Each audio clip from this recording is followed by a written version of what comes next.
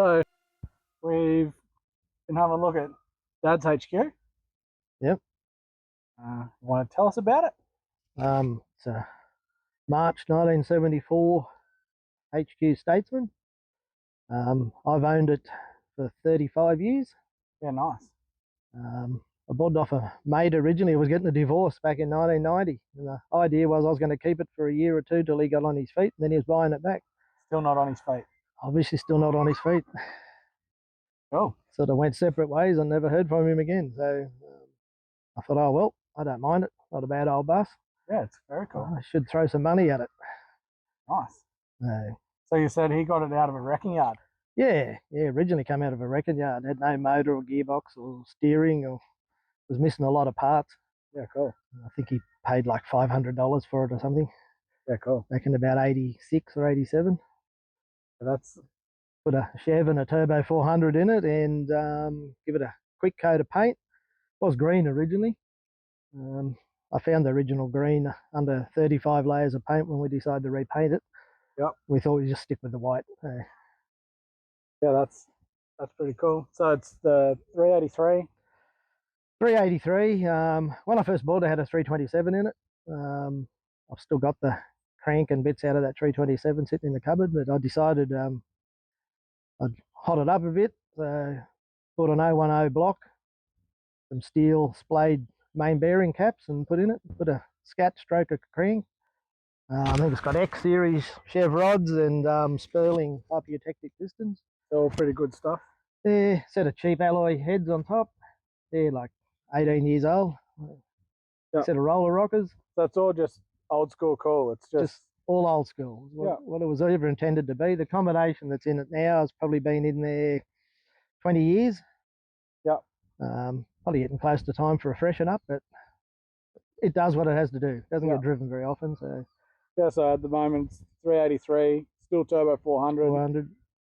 10 bolt Sailsbury. Yeah, 278. 278, yeah. Open diff. Open centre, yep. So all one wheel peels. Yeah. It was only ever built as a highway cruiser. Yep.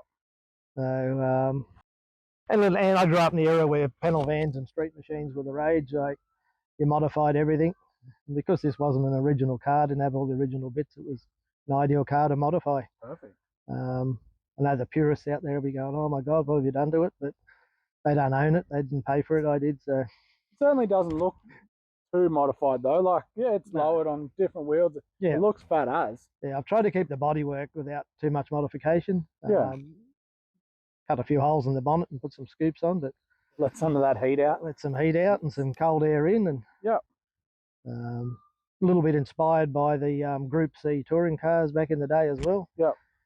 Yeah, all the scoops and stuff are actually functional. They all actually do something. They all work. Yep. It's not all there for looks. No.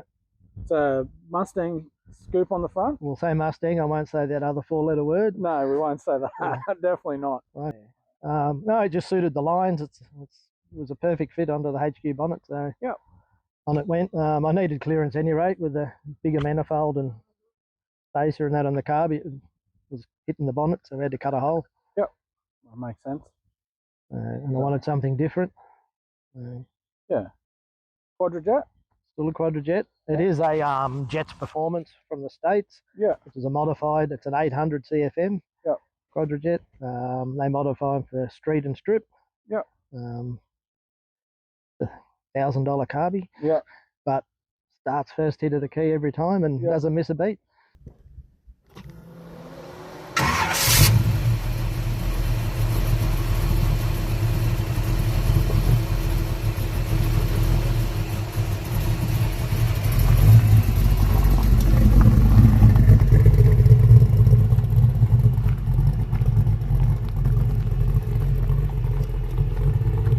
So then it's got a reasonably cranky cam in it. Yeah, not too over the top. No.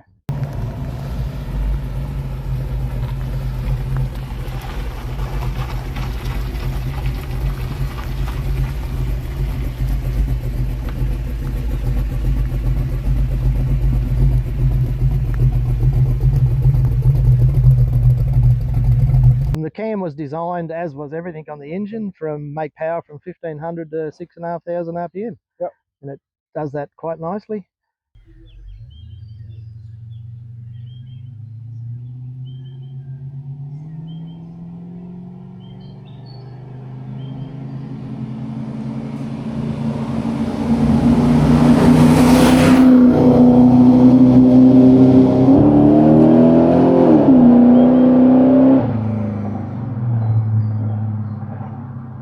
Well, it makes power to 6,500, but you rev it further around than that. Oh, it's been to 7 a few times. Yeah. Yeah, which is pretty cool for old school. And for a stroker. Yeah. Yeah. Not many strokers will hold the 7,000. Yeah. That's cool. Maybe next time I do it, it'll be pushing it home, but anyway. Oh, well. That's how it goes, isn't it? Yeah. Comes in roughly around 450 horsepower at the motor. Yep. Which isn't a lot in today's terms, but pretty good for a 51-year-old car that's pretty much stock. 20 years ago, that's a fair chunk of... 20 years ago, there wasn't much that would beat it just on the highway. Yeah. No, that's cool. Yeah. So you've cooked a couple of transmissions? Cooked a couple of Turbo 400s. Yeah, so it's 450 horsepower there, but it's reasonable torque to be doing that. I think it's very close to 500 foot-pound of torque coming out of the stroker, so that's where the problem comes. And it's all naturally aspirated, like it's all naturally aspirated. It's just doing its thing. Yeah. Yeah. Very easy to drive as far as using the throttle, very responsive. Most of the time you're just using, half-inch of throttle and that's it. Yeah. And it'll do whatever speed you want it to do. So it's easy to drive as far as power. It's pretty HQ-y to drive for everything else though. Anyone's driven a HQ, they get terrified at the side of a corner. They don't stop and they don't steer. That's it. No. That's it. Let's just poke a whole bunch of power into it and make it even worse. Oh, absolutely. It's exciting though. It just makes it exciting to drive. Yeah. Cool. That's good.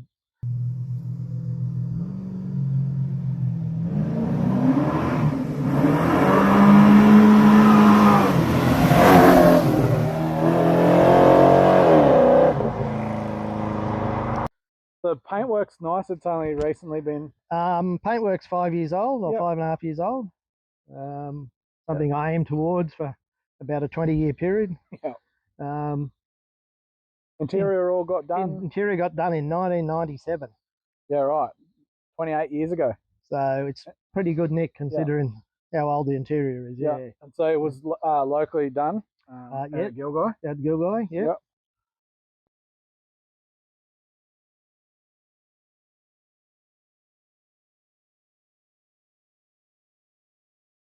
I had to rebuild the motor once in the middle of all this because a screw fell out of the base of the carby and destroyed the motor. Yeah. That was a bit of a shame. Yep. That was when I changed the 327 out and put the stroker 383 in. Yeah, while you're in there, you might as well. Oh, yeah. You can see where I get it from. But just the next progressive step to take. So. Yeah. Yep. So before this car, you've obviously growing up, you had some cool cars. Oh, well, owned a whole series of Tiranas and HQs and some V8s, some 6. Yep. All of them have been pretty hotted up. All the 6s were pretty hot up. Big heads, big cams, big carbies. Yeah. It all went really well. Even the LX V8 Tirana I had, it was good. Scared a few Fords in Sydney? Scared a lot of Fords in Sydney. The old stoplight racing? Yeah. That was the best thing about living in Sydney. You could go out any time of the day or night and you'd always get some drags. Yeah. No problem at all. Probably different these days because there are too many cameras and point-to-point lights. And everyone's pointing a camera. Everyone's got a camera looking at you. Yeah. In the mid-80s, it was a lot of fun. You could do what you want. Yeah, it was the Wild West. The Wild West of, well, it was out in the Wild West of Sydney. Yeah. So what were you doing in Sydney? I actually originally went down because I was with the bank and I got transferred down there to Parramatta. Yep. I lasted about 12 months there and I hated it. And in them days you could just look in the paper and there was just thousands of jobs. Yeah. And I got a job in a used caravan yard. Yeah. So that's in the 80s? That's in the 80s, yeah. Yep. Very early 80s. Yeah. Then I went into fire protection in about 83. Yeah. I did that through to about 85. I found wrecking yards. Yep. So I got into wrecking yards in 85, and there would have been an abundance of wrecking yards in Sydney at that time. There was. There was a thing called the wrecking yard hotline. Yep. And you could just sit there all day talking on a two-way, and every yard someone come in and want to buy something, and they'd put a call out, has anyone got one of these? And yeah, it was pretty cool actually. That is cool. You had to know what your stock was, like what you had. But it was good. Yeah. There would have been some cool cars in the wrecking yard. Cool from our vantage point today. Yes. Obviously all newer shit. Like it'd be like going to one now that's full of Hyundais and Kias and back then Commodores. Back then they were VB, VC, VH, VK Commodores, XD, XF Falcons. Yeah, so like if we went into that now, we'd all have stiffies. It'd be really cool, but I guess it was all newer stuff back then. It was still reasonably new, so yeah. Parramatta in the 80s for the car scene would have been pretty wild. It was. It was. There was lots of meet-up places. Sometimes there'd be 1,000 people that'd meet up on a Friday night. Yeah. And there was a particular place called Brickies down at Homebush. It doesn't exist anymore. It's under where they built the stadium for the Olympics. Okay. Yeah. But you'd go down there and everyone would just be drag racing everyone. Like, cool. It was crazy. There's certainly none of that anymore. No. No. Sometimes Macca's on Silverwater Road at, I can't even remember what suburb it was now, probably Greenville. You might turn up there on a Friday night about 11 o'clock at night, and there'd be 400 or 500 cars just all parked there. That's incredible. Coming and going all night. There'd be 10 or 20 take off for a cruise, and you'd hear them screaming around and go racing, because it wasn't far. You could get on the motorway, they'd take you down into Sydney, into the city.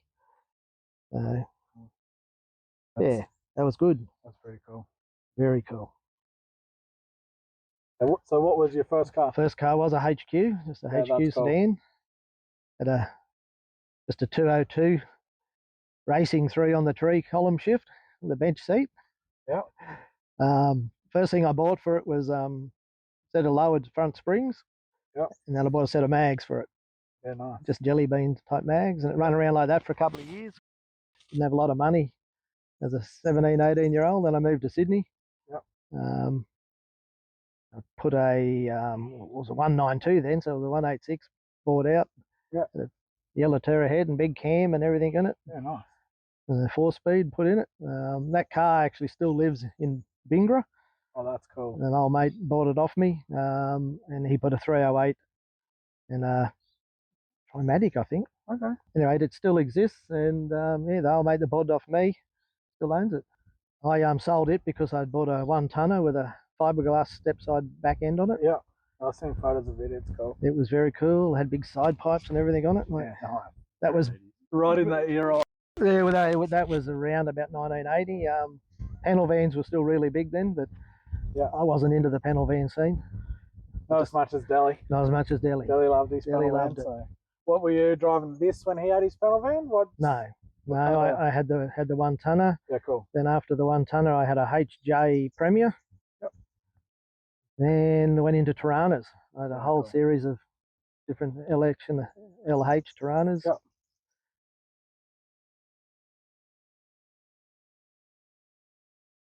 And then this come along. So I got it off a mate. You need to sell it. Yep. I wasn't going to keep it long, and here it is, still here. Yep. Absorbing all my money. Yeah, that's what happens to all of us. Yeah. Well, for me, this is the car that really cemented me being a car guy. I remember getting woken up in the mornings by this car starting and the windows rattling on the house. Like, that's how I'd wake up to the sound of it. It was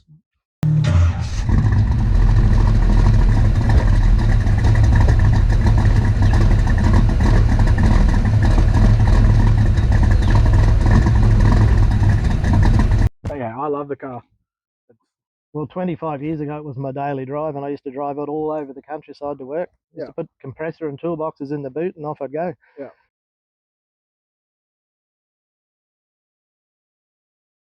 was the only car I had. So What did it have originally? no, I don't know, because it was the last of the HQs made. They went down the production line, and the tags actually don't have anything stamped for motor or transmission or axle. Yeah. And that's because the HJ had already been launched. It was already in production. So Because HQ started in 72? 70. 70. The end of 1970 when the HT finished. Yep. So 70, and then by 73, HQ was pretty much wrapping up. It was wrapped up. The HJ was released in 74, and they just used leftover bits. So was the Statesman like an overrun? They did 74s, or sedans and wagons? I assume there were sedans and wagons and utes. Yeah. My dad bought in March 75, he bought a October 74 HJ. Okay. So that's how I know the HJs were released in October 74. Yeah, at least. So basically only 6 months after that went down the line. Yeah. The HJs were out. So